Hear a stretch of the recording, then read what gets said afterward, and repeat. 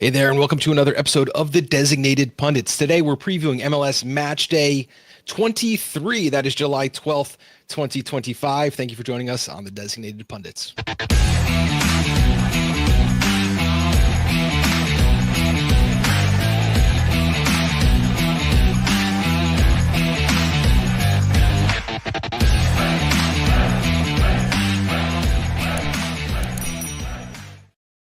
Crew's all in tonight. I'm Bob here with Scott, Deon, and Alex, and we have some of the best picks and predictions for Major League Soccer Match Day 23. That is what we are up to now. I think we're just like 12 games left to finish the season, so we're really headed to that home stretch. The summer transfer window is going to start to be a factor. This week, there's some midweek matches that are going to be an issue as well. We do talk about, 11 out of 15 matches today where we have official plays. Not a lot of time, so let's get right into it. First, let's start with a brief recap of what we did last week. Deon wasn't here, but everyone else went exactly 500. I went 3-3, Scott 2-2, and Alex went 2-2.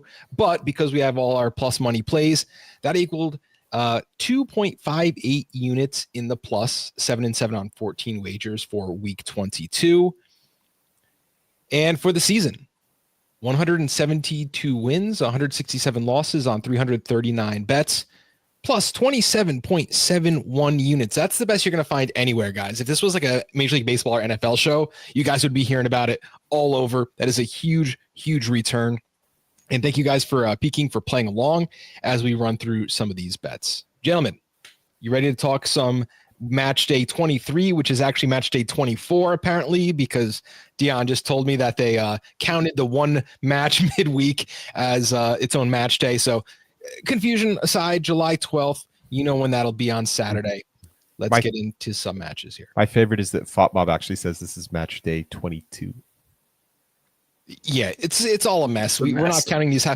Last year, I remember it was whenever Miami played, it would count as an official match day. And if they didn't, it wouldn't. It kind of very messy centric. Starting out, Match Day 23. FC Cincinnati hosts the Columbus Crew in another edition of the Hell is Real Derby. This is going to be an interesting one between two rivals who have been very good over the last few seasons. These matches, these derbies have been very good between the two of them. FC Cincinnati, they're home favorites at plus 110. The draw is plus 270, and the away odds are plus 210. You can see if you're watching along on Spotify with video or on YouTube, you can count the odds along with our graphics with us. Gentlemen, I'm the only one with an official play. Deon, I'm going to throw to you because I know you already did your picks and predictions for the week. Who would you take in a bubble? This one, I would have to say I would have to give it to I would go with FC Cincinnati. They're at home, TQS Stadium. They've only lost one. Evander and Dinky, they're playing at another level. I do like Columbus, though. I mean, Columbus, I think if they can get a true striker in this transfer window, I think we'll be talking to them about them well into the playoffs. But in this one, I would definitely lean towards FC Cincinnati there at TQL. One of the good ones here is that these are two teams that didn't have a midweek match. They're going to be mostly on top of form here. Scott, I saw you shaking your head in agreement. You're also on the FC Cincinnati side? I am, and mostly for the reasons that Deon kind of put out there. Columbus is a good team, but they do lack a little bit that extra goal scoring edge, a true striker. Diego Rossi's nice, but you need a little something more. And that's something they haven't replaced since Cucho and Christian Ramirez left. So absolutely, you can't trade that much top tier talent and stay a contender when you're facing really good teams on the road. FC Cincinnati, they started out with 3 wins and a draw on the road. They haven't won on the road since April 13th. That kind of says all you need to say. I'm taking FC Cincinnati and I'm taking them on the money line. One official play, FC Cincinnati plus 110. Now my betting model shows FC Cincinnati have a 46.5% probability of getting the win At plus 110, you're losing about 1.1% on a sports book on what their like implied probability is. That's acceptable to me. I will do that, and I'll do that all day long. I also like goals without Nick Hagelin. Cincinnati's been a little lax on defense here, but it's just about form. Cincinnati's not good enough right now to get wins against the top teams when they're on the road. This is going to be an exciting match, and I wanted juice in it. I was a little surprised that no one else was taking an official play because we're all going to be locked in on this match. Going to be a great one to start MLS Week 23. Next up is a match that I'm the only one without an official play in, and that is Inter Miami hosting Nashville SC. Inter Miami 9 wins, 5 draws, and 3 losses. Nashville SC 12 wins, 5 draws, 4 losses on an incredible streak. I think it's 14 matches now without a loss for Nashville SC. The odds aren't going to reflect that. Inter Miami minus 120 to win, plus 290 on the draw, and plus 250 for Nashville SC to get the win. I guess we really are looking at Inter Miami as the cream of the league right now, even if their record doesn't quite reflect it. See a couple of official plays here, and I think, Alex, you have the one that is going to be like the chalkiest, the one that we're going to see out there the most for a lot of gamblers. Yeah, I wanted to take Inter Miami with some kind of plus odds, so I put it together with a plus over under 1.5. Listen, Nashville's red hot, but if anyone's paying attention, has anyone seen what the best player in history is doing? Messi in the last 4 games in MLS. Seriously, both midweek games doesn't scare me. Going to Miami, this is a game when you go on a schedule. Nashville, they're going to drop points here. I slightly worried about a draw no bet situation. Looking at that odds, but this odds to me, I think Inter Miami now out of FIFA Club World Cup. Now they're looking for supporter shield. They're hot right now. You know they're going to make a major signing by the end of the transfer window, linked with what's the name, DePaulo and Atletico Madrid, a great defensive sweeper. So Inter Miami, this is a big game here. If you want to win supporter shields, you're at home. You have to win this game, and I think Inter Miami is going to win this game. And I expect goals in this game, and that's why I took the over 1.5. Love that. Nashville is 12 without a loss. I did misspeak earlier. I think I said 14. Both of these teams had midweek matches. Inter Miami was close to a full send. Messi and the old gentleman's club played just about 90 minutes each. Nashville, they did have an early win, but kind of subbed their guys a little late. Deon, you are on the opposite, almost an opposite play. I guess both could hit at the same time. Run us through that for us. Yeah, so, I mean, I went with Nashville team total to be over 1.5 at plus 105. I like the plus odds on that, but I also went with it because in Nashville's last 5 away matches, they are averaging two goals on the road, and then even in their last 5, 1.8, and that is all MLS. And looking at Inter Miami in their last 5 home matches in MLS play, they have allowed 2.2. So I thought with how hot Nashville are right now, and they're scoring, I know that it's DC United, but putting up 5 there in the midweek in the US Open Cup, I think that they're going to go off of that, and that's going to give them confidence. Surge is playing very well, so I'm going to go with Alex. I think that Inter Miami have to win this, and I think that they do, but I see Nashville getting at least 2 in this one. Love that, and that both of your plays actually play into what Scott has to say for us. Yeah, exactly. I see goals the same way that Alex and Deon see goals.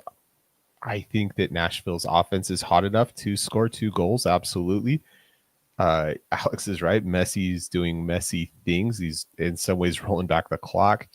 Angus McCorder just said, hey, if Miami doesn't self-destruct, them competing in the Club World Cup could help them for the next few matches. He's absolutely correct about that.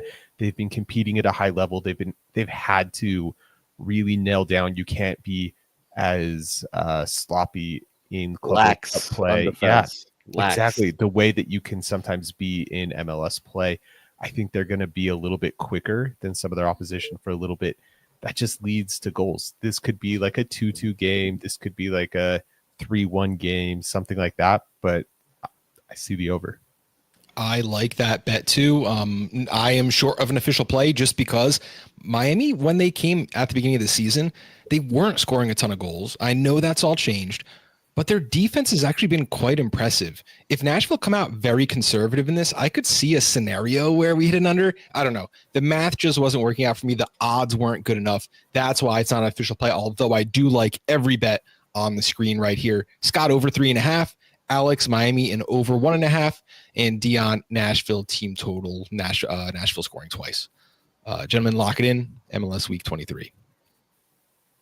Next one up. Orlando City hosting CF Montreal. Orlando City, 9 wins, 7 draws, and 5 losses. Montreal, just 3 wins, 5 draws, and 13 losses on the season. This one will be played in Orlando City. If you look at the odds, Orlando City minus 310 with CF Montreal plus 650. This is I want to say this is the longest odds I've seen all season, plus 650 on CF Montreal to win. And I'm actually kind of a little tempted. Orlando could mess this up. I don't think they're going to, but plus 650 in a Major League Soccer game is just kind of disrespectful for me. If you look at the over 2.5, minus 174 for the over, plus 142 for the under. That under is so high that it's actually like in a different bracket on the sheet. It looks like it's a glitch. It's not. One official play here, Deon, talk us through it. Yeah, I went with I was just trying to find a plus money in this one, and I went with both teams to score no draw, and that's because we never know what kind of Orlando team we're going to get. Orlando have not looked good in their last 2 home matches. They lost both of them, but they're averaging giving up almost 2 goals there at home, and right now CF Montreal on the road are averaging about 1.5. So I don't think Montreal will win this, but those odds do look pretty good. But yeah, I think that both teams are going to score, but I think Orlando is going to win it like a 2-1 or a 3-1. I like that a lot. I actually like the CF Montreal team total at plus 320. If I was going any way, that's probably the way I would go. Pedro Gallese suspended, will not play in this one. Rob Jansen suspended, will not play in this one. That's kind of enough for me, especially if Alex Freeman is, like on tired legs. I kind of like Orlando getting scored on. Plus 650, complete disrespect in Major League Soccer. Scott, you're like kind of making ugly faces behind the mic. Nah, I'm with you. I wanted to find something in this one. I looked at it for a while. I couldn't settle on something. I still think Orlando is like the team to pick here, but you're right. There's a vulnerability there. Montreal is just going to show up and do whatever Montreal does, which is work kind of hard. And if it's one of those days where all their players remind you that they're actually professionals, which means they're quite good at their jobs by normal person standards, like, you're right, they could win. They could win this game. But I like where Deon's at with the both teams to score no draw. That really divorces from that result. Orlando can lay an egg, and this will still hit. I'd like to ask you guys a question. Do you know where Forge FC is located? Canada. Yeah, it is in which Canada. Town? Which town? Which city? Which city? Ooh, that's a great one. I guess it was one that like had ironworks. No back in the disrespect day. to our Canadian. I think it's. My point is that That's the other Montreal lost to Montreal the team, Canadian I think. Championship on Wednesday. This They team is getting destroyed by their home fans. You do not lose to Ford. Listen, we're soccer guys. I have no idea what town Forge FC's in. That's my point. You can't be an MLS team and lose to a team that nobody knows where they're from outside your country. They're actually pretty good, Alex. They're one of the. I'm just saying. I'm no yes. disrespect, but I'm sorry, dude. You can't be losing a Forge FC in the Canadian Championship. Listen, Montreal's really looking bad right now. The odds on Orlando are way too high. I wouldn't touch this game. I think Orlando should kill these guys. I see what you're saying, Montreal, but listen, the coach is going to light a fire. You lost a Forge FC. But I'm telling you, the Montreal, this is not a good season for them. We should be looking to hit against them a lot going forward the rest of the year. So we're seeing goals. We're seeing both teams to score. And if you like that Montreal team total, I might be sprinkling a couple of bucks on that at the end of the day here. Let's move on. MLS Matchday 23 has what is supposed to be the second in a series of 2 games between the Philadelphia Union and New York Red Bulls. The first was supposed to be a Wednesday U.S. Open Cup match. That game was delayed with thunderstorms. There was a storm moving through the area. And when I tell you it hovered over Philadelphia, I was like waiting for the storm. You know how like you watch the storm track? It was just like recycling on the same spot in Philadelphia, lightning there for probably 6 hours, is what it felt like anyway. Philadelphia, they have 12 wins on the season. Red Bulls, 8 wins on the season. This one is at Subaru Park. If we look at the home odds, Philadelphia Union are minus 120. The draw is plus 260. And Red Bulls away is going to be plus 310 if you like the away side. Over 2.5 goals, minus 118. Under 2.5 goals, minus 102. Minus money either way. Philadelphia team total, over under 1.5. Minus 115 for the over. Minus 111 for the under. Red Bulls plus 220 if you like them to find the back of the net twice. There are 3 official plays, only excluding Deon. Me and Alex have very similar plays, and it has to do with the fact that Red Bull hasn't beaten Philadelphia in the last X number of times they played each other. It actually goes back to September of 2019, the last time Red Bulls beat Philadelphia outright. That is absolutely correct. And when I saw the odds, I was trying to get a little bang for my buck here, and I'm rolling the dice here. I got Philadelphia and both teams to score in ESPN bets at plus 270. I saw that. I thought it was a misprint. And I was like, what? That can't be right. And I looked again, I hit refresh on my computer, and it still stood there. I was like, absolutely. I think Philadelphia's going to win this game, 3-1, 2-1, something like that. Both teams to score plus 270. Those kind of odds, I have to take it. I'm rolling the dice on that. I'm going plus 270. Just caught my eye. I'm got to take it. I have to take it. That doesn't seem especially unlikely to me. It doesn't. And I have a similar play. Mine isn't going to be the both teams to score, but I'm going to take over 2.5 goals and pair it with a Philadelphia double chance. I want to protect against the draw. Red Bull traditionally have loved a good draw. This year, not so much, but it's kind of come into play over the last few seasons for sure. So I'm going to take that over 2.5 and a Philadelphia double chance, and I'm getting it at a really good plus number, plus 130. Philadelphia have hit the over in of 2.5 goals in 80% of their 2025 matches. The number for Red Bulls going over on the road is actually very low. Remember, this is a very different Red Bull team. They're very good at home, pretty poor on the road, but a little more defensive, a little more cagey. That's where they, kind of get in jeopardy. Maybe they're not going to score, but these are two teams that know each other very well. They're going to play each other quite hard. This is an actual test. Red Bull, they've kept opponents on the road to lower totals, but they've played a bunch of scrubs in a row. This is going to be a really good match, and I think we're going to get that total. So I'm taking Philly double chance and over 2.5 goals at plus 130. Scott, you are divorcing yourself from the total. You are divorcing yourself from every outcome, and you're doing one of your fun little player props here. I am doing a player prop. We talked about how the Red Bull hadn't kind of won in this matchup for a long time. And so I just looked at something. I was like, okay, what's something that a player might do that is a little bit repeatable? It turns out Choupo-Moting likes an offsides. He records an offsides every 76 minutes of play. So I chose him. I have a bet for him to be offsides one or more times in this game. It's minus 110, about even money for something he does on a fairly regular basis. And that's what I'm going to go with. I like it because I think he's going to be raring to go. He wanted to play Wednesday so bad. I believe he sat last weekend, and then he was in the starting lineup. It wasn't a knock. It was just a routine rest for an older player. I think he's going to be on his tiptoes. This might, off the starting whistle, he's going to be offsides. It's going to be some ridiculously early prop to hit. Alex? Scott, very clever. I did not even think of betting someone to be offside on a player prop. I really like that bet. That's solid. I really do. I really like it. 3 official plays, myself with Philly double chance and over 2.5 at plus 130. Scott, Eric Choupo-Moting 1+ offsides at minus 110. And Alex, Philly and both teams to score at plus 270. Now we're going to move to the game that you should not watch. Someone in the chat asking what game to watch. Not this one. Not Toronto FC hosting Atlanta United. They are 2 4-win teams, 23 or 24 match days into the season. That's not great. But let's look at the odds here. Toronto FC plus 150. Atlanta United plus 170. The over on 2.5 goals minus 128 and the under plus 104. there is one official play. I'm the only one bold enough to go here. And hey, look, I'm going to back myself up. You can bet and win a lot of money in really bad games. That's exactly what I intend to do here. Deon, if you had to pick a game in a bubble, which one are you choosing? I mean, it's Toronto, right?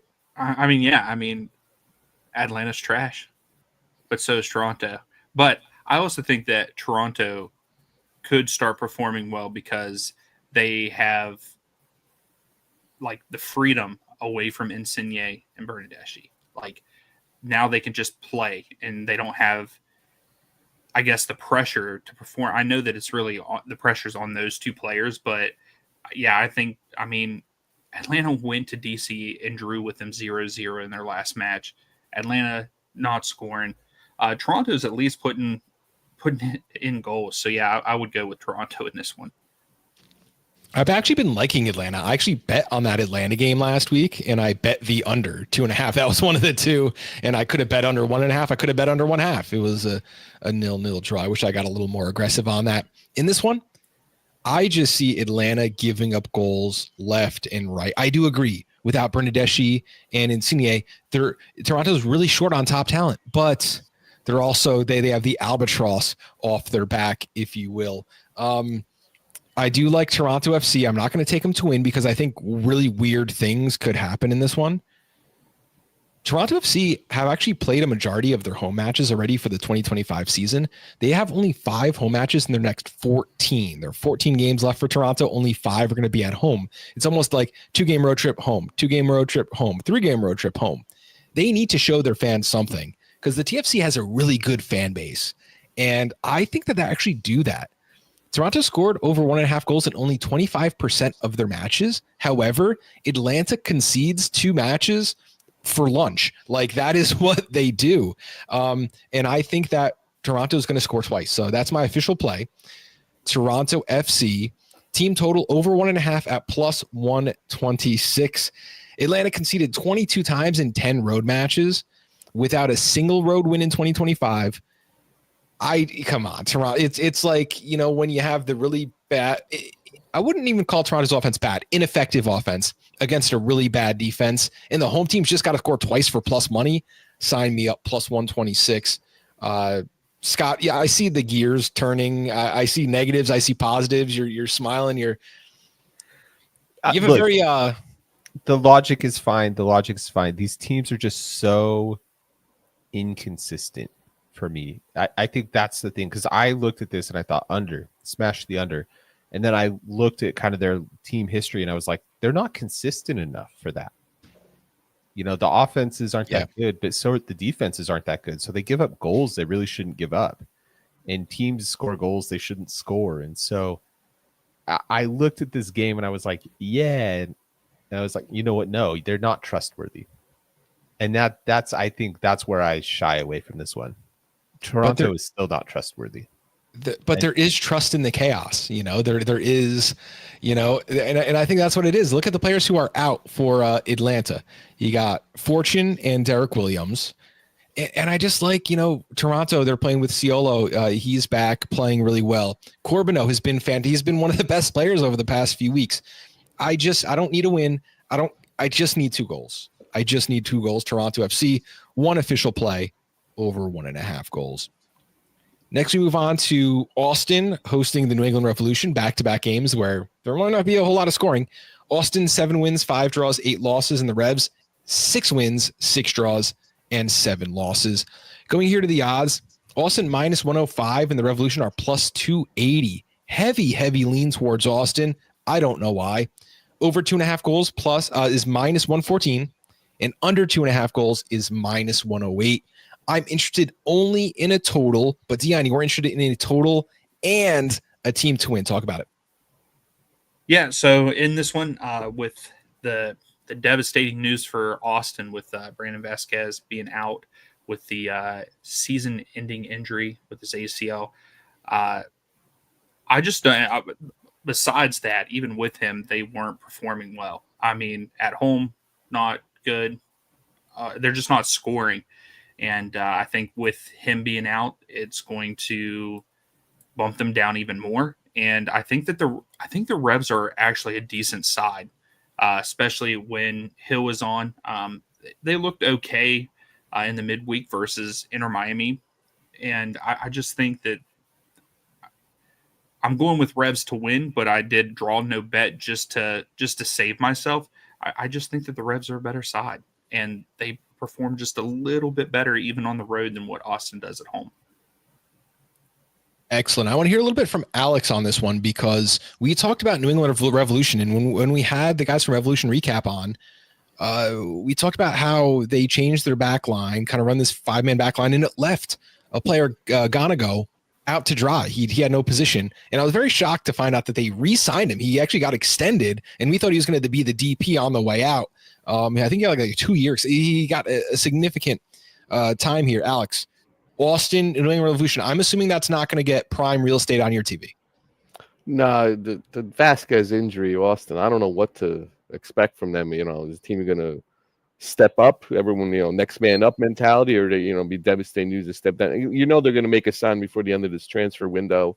Again, I don't like New England on the road. This is a tough game for me. That's why I didn't touch it. Again, I have no idea how Austin's going to react to Vasquez's injury. The midweek U.S. Open Cup game they have. It's a devastating loss. I don't know, and I don't know who they're linked with. They don't got much time, but they're definitely going to need a center forward to score goals, or their season's in jeopardy. And oddly enough, it wasn't Brandon Vasquez, because he only had 5 on the season when he went down. Huge disappointment for them so far this season. I mean, they were talking, you need to score 25 or it's going to be a disappointment. He wasn't sniffing those numbers. I see this one the same way I saw Atlanta versus DC United. Who's going to score? I don't know. I think New England Revolution do have a good chance of just winning outright here, and I do agree with Deon on his official play. I'm just taking the under on 2.5 goals. It's a good amount, minus 108, so I'm not stretching it too much. Brandon Vasquez, he scored 33% of Austin's goals this season. That was only 5. Do the math. That's 15 goals in 22 matches that they've played. And the Revolution, they're not much better. They're actually a little stingier on the road. I know they've come back into form a little bit recently. They're an under team on the road. They've only conceded 12 goals away from home in, I think it was 10 matches. Everything is pointing towards the under, so that's going to be my official play here. Everyone knows I love taking these unders. It's terrible to watch a game when you're betting the under. Hey guys, pass it around again for a few more minutes, but we can really benefit on those plays. I think Revs have a good chance. I love the aggressive draw no bet at plus 180. Deon threw on the board. I'm going to take it back a little bit, under 2.5 at minus 108. And remember, these are not conflicting bets. Generally, unders favor the away team while overs favor the home team. The only thing that scares me about this is that the under has only hit in Revs games once in the last 5. Yeah, let's buck that trend. Let's buck that trend. Revs had a really good winning streak there, but I think a lot of that has been the opponents scoring on them a bit recently. So hopefully they're on the road. They go back to playing a little conservative. They've got 4 losses and 1 draw in their last 5 in league play, not counting other competitions. Moving on to the Chicago Fire hosting San Diego FC. I'm not sure this is the first time they're playing, but it's probably got to be, right? This is an interconference matchup. Chicago Fire, 8 wins, 4 draws, 8 losses. San Diego FC, the surprise of the season, 12 wins, 3 draws, and 6 losses. This one is going to be Saturday, 8:30 at Soldier Field. When we look at the odds, Chicago Fire are plus 165. They are home underdogs. San Diego FC, they are road favorites at plus 145. Over 2.5 goals is minus 194. Under 2.5 goals is going to be plus 158. And if you're watching along at home, you can see the team totals for each team. Deon, you're the only person not with an official play here. So let's start out with Alex, who is you're picking a winner here. Yeah, I saw I had San Diego plus 150. I was texting you guys before we went on the air. I was trying to do a combination goals, something to get the maximum odds. And at the end, after last week, San Diego lost. I'm thinking they're going into. I don't like Chicago at home a lot this year. San Diego's be going for supporter shield. I think the way they're playing, this is a game they got to win. I think they're going to win this game at plus 150. I saw that's why I took it. So I'm going to take San Diego straight up at plus 150. Love that. You could probably combine that with like a team total over for San Diego. If you think they're going to score twice, you might get like 220. You can do that on like FanDuel, which is very irresponsible with just letting you add to each bet without giving you any penalty there. So I do love that official play. Dryer's on fire. We did player of the month again. I really like San Diego here on the road. Last week was a tough result for them. I don't think they can do 2 weeks in a row. They're going to drop points. I think they're going to win this game. I'm going a little differently. Chicago, they've seen 75 goals this season in just 20 matches. A lot of those were hefty away totals, but I think this counts as like one of those weird away games. They don't play each other very often. SDFC can be very aggressive on the road. 2.1 goals per match on average for SDFC, seeing over 3.5 goals in 50% of their away matches, including each of their last 4 games, especially in those last 4 games. They've seen 26 total goals in those 4 matches. SDFC is leaky, but they are scoring and playing really exciting soccer. Chicago Fire, it's all on them. Are they going to rise to the occasion and play an entertaining match, or are they going to take it a little conservative like they tend to do at home? Well, we've had a couple coaches already fired this season. I think Chicago is going to come out trying to score some goals, entertaining the home crowd. I'm taking the over on 3.5 goals at plus 130 as my official play. And Scott, we're over to you now for your official pick. I'm building off of what you said. San Diego's a team that creates a lot of goals. They take a lot of shots, and so I'm picking on the new guy in the forward line, Milan Iloski, to have 2 or more shots on target. That's plus 130. He's a guy that takes a lot of shots, even when that hasn't hit for him in his last game since he kind of broke into that starting lineup. He's still taking shots. He's quick to just get it off his foot. So with the Chicago Fire, with that defensive frailty, let's call it, I think that he's going to be a guy who gets his opportunities. The thing I like that a lot with the over that kind of scared me is like Chicago does kind of have to participate. San Diego will happily see out a 2-0 game if Chicago lets him. Chicago's got to come to play. I agree. Iloski has 10 goals and 19 shots on target. Shots on target per 90 he's averaging 3.57. So I love that play. It's very heavily skewed towards that 1-6 goal, the 4-goal game where he had 6, but that's okay. Yeah, the 4-goal game against Vancouver, he had 6 shots on target in that game. So I understand that's very heavily skewing it, but even the other games, he's making this hit. Is Chicago better on defense than Vancouver? No. And this one is, again, it's going to be weird. I'm okay losing because it's a interconference matchup. I think San Diego is stronger than any team in the Eastern Conference right now, with the exception of maybe Miami. And I'd love to see that matchup. Actually, we should see if that's coming up soon. Sporting KC, 6 wins, 5 draws, 10 losses. They host the Seattle Sounders, 8 wins, 6 draws, and 6 losses. This is also 6:30 on Saturday. Sporting KC plus 210 home underdog. Seattle Sounders plus 110 on the road. Over under 2.5 goals, minus 164 for the over, plus 134 for the under. 2 official plays, myself and Deon. Deon, you have kind of a big game script one here. Yeah, I went these two. I really like the odds on this one, and I went with both teams to score no draw at 120. I think that now that Seattle can just focus on MLS, I think that we're going to see a different Seattle team. And right now, Sporting Kansas City are scoring goals. So I think both teams will score in this matchup. I actually think Seattle's going to go on the road and win it, but I didn't want to pick a winner. But also the last 5 times that these two teams played each other, it has not been a draw, and that also played a role in my pick of no draw in this one. All right, I'm kind of opposed to you on this one. I think Sporting KC has a really good chance here, and I'm taking their team total. Sporting KC to score 2 at plus 136. Sporting KC is the team that I have bet on all season long and won, whether it's the team total or just outright to lose, like at the beginning of the season when we were on that train. Sporting KC is averaging 1.7 goals per game at home. They've scored at least twice in 5 of their last 7 matches. The Seattle Sounders, they might have something to say this weekend, as they're a team who usually plays to the unders, but they're plus 12 home goal differential and their -10 away goal differential tell a different story. Seattle is good at home and not as good on the road. When we look at Seattle's availability, they're going to be without defensive midfielder João Paulo. I think he's been gone most of the season. Defender Stuart Hawkins, winger Paul Arriola, and possibly without defenders Yamar Gomez and Kim Keehee. We're not sure on their status as of the filming on this on Thursday, listed as questionable, the best I can find. The kicker, the loss of goalkeeper Stefan Fry. He had a really scary head injury in the last match, left in an ambulance. That game was called early.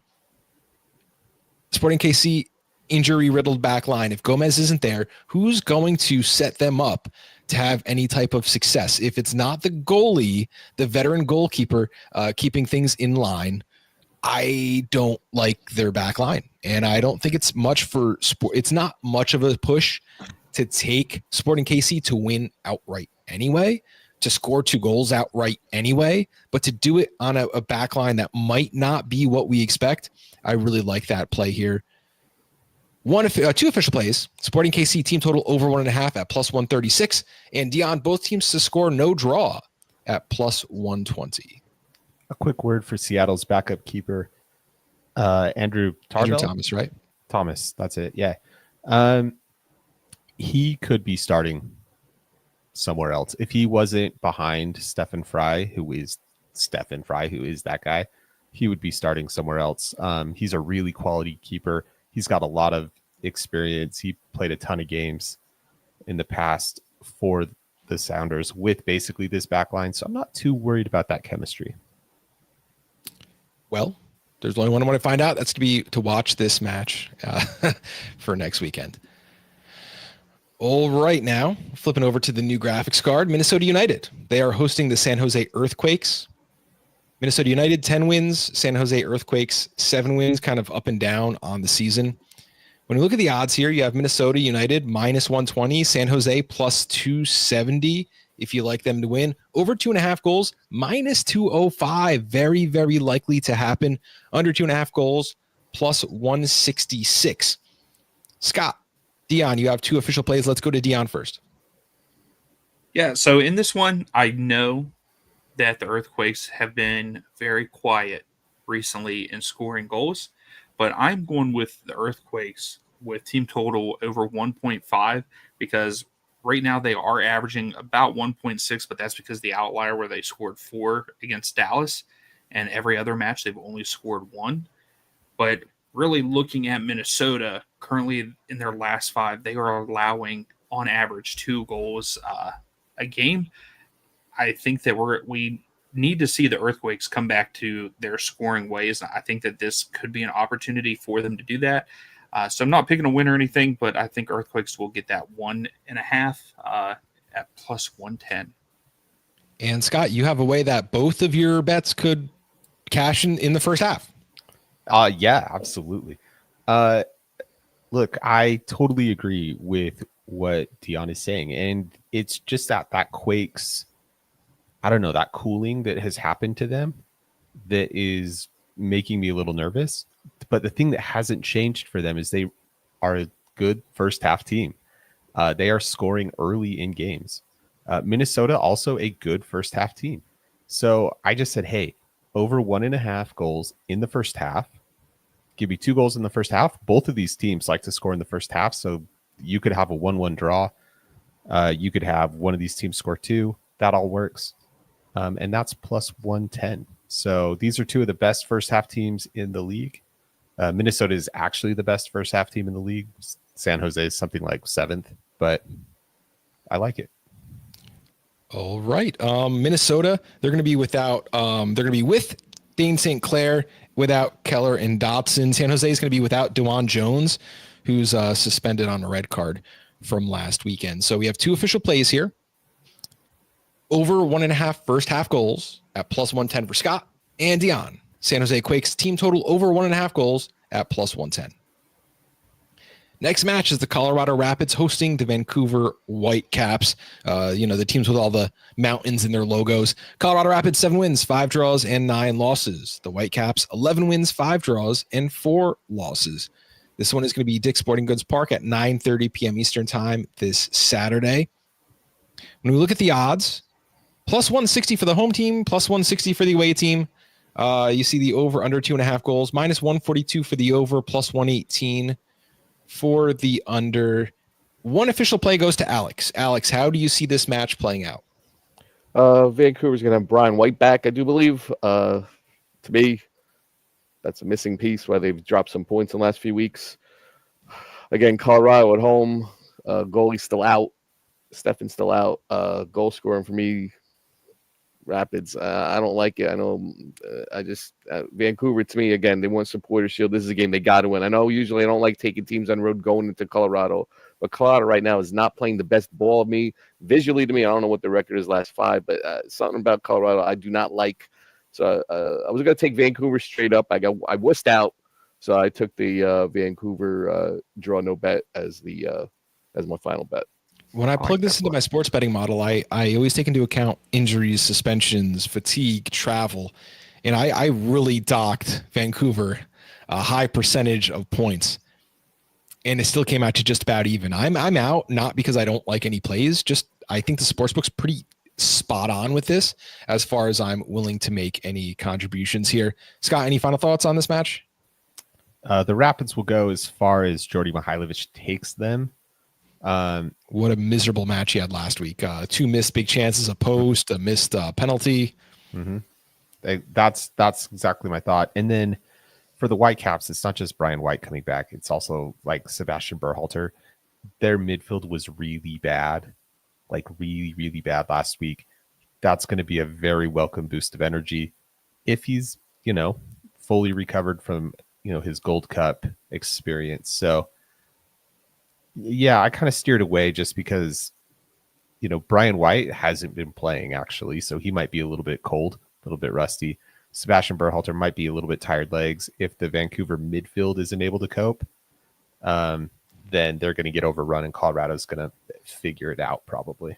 There's so many variables here. I'm not really willing to pick a side either, especially when you see Andre Kubas is now questionable.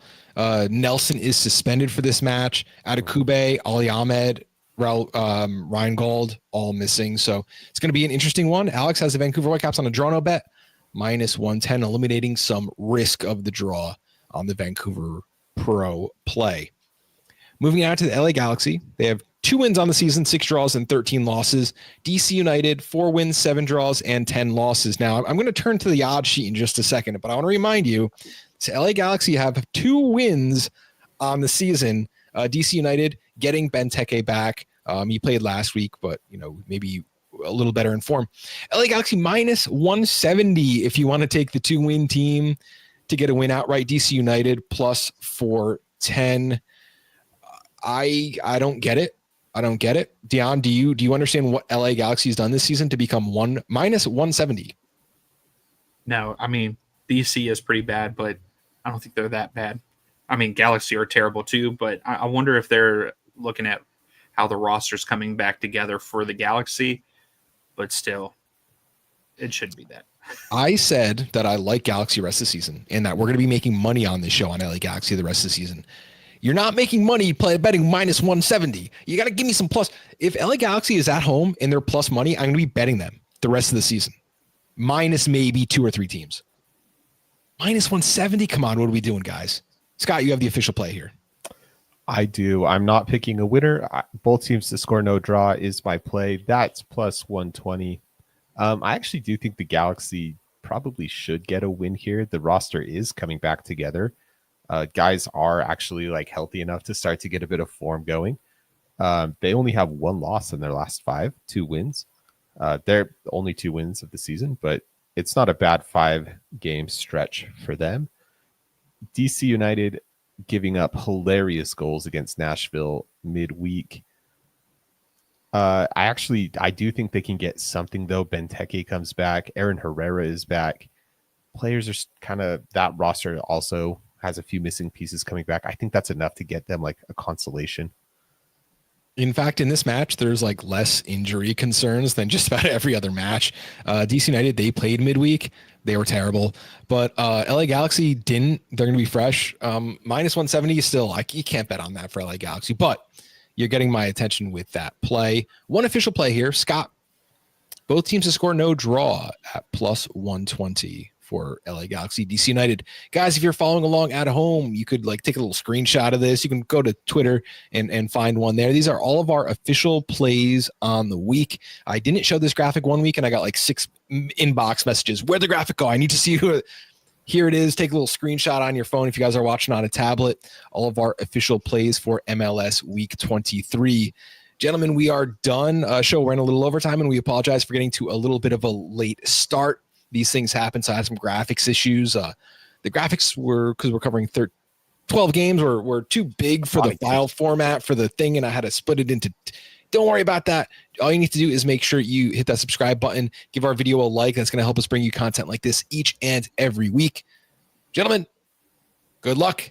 Have a great weekend.